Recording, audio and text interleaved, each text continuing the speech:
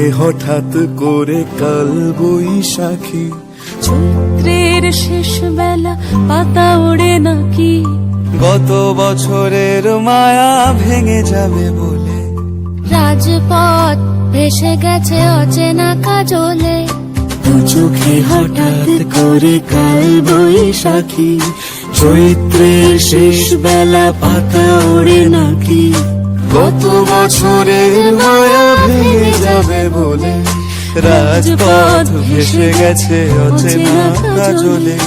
তুমিও অঝরে তাকে শুধু ভালোবেসো,